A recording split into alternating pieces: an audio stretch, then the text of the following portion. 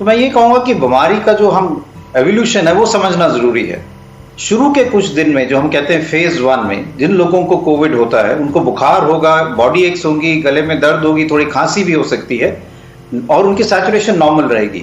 80% of लोग जो हैं वो इस स्टेज में ही रहेंगे और आस्ता-आस्ता वो बिल्कुल ठीक हो जाएंगे।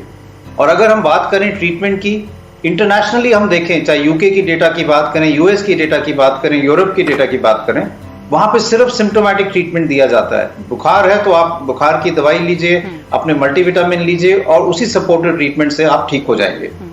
अगर आप दूसरे फेज में चले गए, स्टेज 2 में चले गए, जहां पे शुरू में आपकी ऑक्सीजन सैचुरेशन कम हो सकती है, बुखार और तेज हो सकता है, इन स्टेज में क्लोज मॉनिटरिंग की जरूरत है। और जैसे कहा कि अगर इस स्टेज में ऑक्सीजन कम हो रही है, तब इस स्टेज में जरूरत पड़ सकती है उन 20% जो इस स्टेज में पहुंचते हैं, उनको डिटेल्ड इन्वेस्टिगेशन करने के लिए, इंक्लूडिंग पॉसिबली सीटी स्कैन।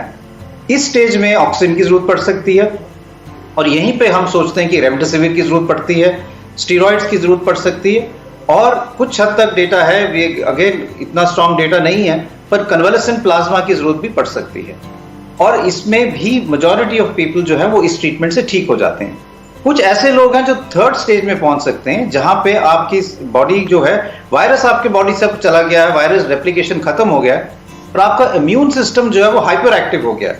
तो you have what we call a cytokine storm और हाइपर इन्फ्लेमेटरी रिस्पॉन्स। आपका बॉडी का इन्फ्लेमेशन जो है वो एकदम सेल्फ डिस्ट्रक्ट मोड पे चला गया है।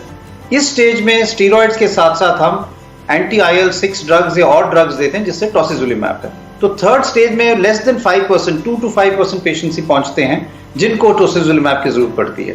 तो अगर हम इसको परसेंटेज पॉइंट ऑफ व्यू से देखें तो more than 80% of patients required only symptomatic treatment, around 15% will require only the treatment that we're talking of, remdesivir, steroids, convalescent plasma, and only 2 to 5% require tocilizumab। लेकिन हो ये रहा है कि लोग जो है 80% को रेमडेसिविर